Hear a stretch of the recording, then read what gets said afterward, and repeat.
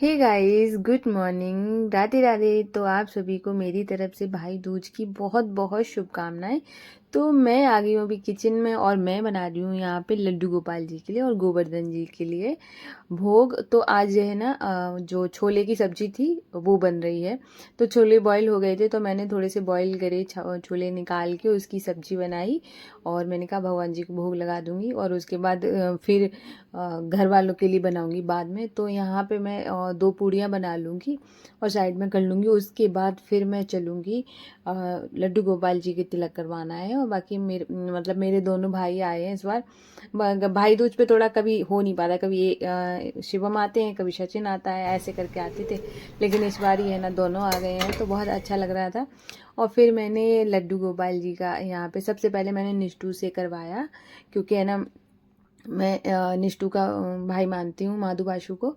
तो मैंने उनको करवाया। मैं चाहे रक्षाबंधन हो चाहे भाई दूज हो दोनों मनाती हूँ। तो मैं क्योंकि मैंने निष्ठू को संभालने की सारी जिम्मेदारी मैंने माधु बासु को दे रखी है। मैंने कहा आपको ही देखना है कि मेरे से चाहे भूल हो सकती है और किसी से हो सकती है, लेकिन जो पूरी दुनिया का मालिक है उससे तो कभी कोई गलती हो ही नहीं सकती। तो मैंने उनको ही दे दिया है। मैंने कहा आप ही देखो, आपकी बहन है, कैसे रखना है कैसे नहीं रखना आप जानो। और उसके बाद फिर मैं निष्ठू ने करी अपने दादा का तिलक। तो वो इन लोगों को देख के इतनी हंसी आ रही थी और निष्ठू तो बड़ा शर्माए जा रही थी। इन लोगों का एकदम ऐसे चलता टॉम एंड जेरी जैसा, वो कभी कभार इतना प्यार होगा कभी इतना झगड़ा हो जाएगा, तो ऐसे करके। और बहुत एक्साइटमेंट दोनों में थी और सब पैर छुए तो इतना शर्मा गई। और उसके बाद फिर मैंने शिवम को मैं यहाँ पर और मेरे ना इतना मतलब कहते हैं ना कि एक जैसे भाई जो होता है, मेरा आज दिन तक का मैं बता रही हूँ, मेरी शादी को 6-7 साल हो गया है।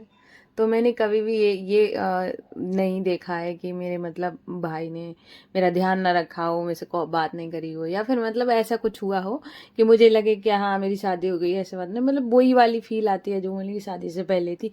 आज भी वही वही वैसी ही बातें हैं, वैसे सब कुछ है। तो अच्छा है। और यहाँ पे दोनों लोगों ने मुझे ऑनलाइन पेमेंट करी और उसके बाद आज मेरे पास कैश कमाया, ऑनलाइन ज़्यादा आया पैसा। तो उसके बाद है ना फिर यहाँ पे सचिन का मैंने करा, ये सो गया था इस वजह से ऐसे आंखें ऐसे कर रहा था। और उसके बाद फिर निष्ठू ने अपने फेवरेट चाचा, इनका बड़ा बॉन्ड बढ़िया है। तो इतना खुश हो जाती हैं चाचू की नाम उसके बाद फिर अपने पापा का भी कर रही है। तो और ये अपने पापा के जैसे करती है वैसे मैं अपने पापा का भी करती हूँ जब भी मैं वहाँ पे होती हूँ। यार शादी से पहले तो हमेशा ही किया है।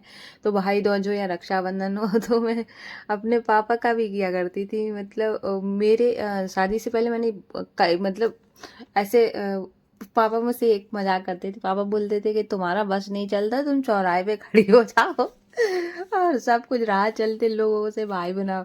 और तो मतलब मैं पता है ये लालच होता है, लेकिन मेरे से पहले था। मैं सोचती थी, मैं रक्षाबंधन भाई हो जाने से पहले ही सोचने लगती थी। मैंने कहा कितने भाई है, कितना पैसा मिलने वाला है, ये लालच रहता था। अब तो ऐसा कुछ भी नहीं बचा है। शादी के बाद एक मेच्योरिटी आ जाती है तो वो सब रहता नहीं है। उसके बाद से निष्ठू ने अपने मामा का भी करा और बहुत खुश थी। और उसके बाद फिर मैं यहाँ पे जा रही हूँ और मतलब मैं माँ जी के घर जा रही हूँ जो मुझे अपनी बेटी की तरह मानती है। फिर मैंने वहाँ पे जाके उज्जवल अपने भाई का तिलक करा। ज़्यादा रिकॉर्ड हो नहीं पाया और उसके बाद पीछे मेरी माँ जी खड़ी हैं। और उसके बाद फिर सब लोग मिलके फिर मैं घर आ गई वापस। तो फिर मेरे मेरे भैया आ गए थे, बुआ जी के लड़के। फिर मैंने उनका तिलक किया। तो क्योंकि मैं चली गई थी, भाई भी थे नहीं, भाई चले गए थे, तो फिर थोड़ा शाम को आए थे।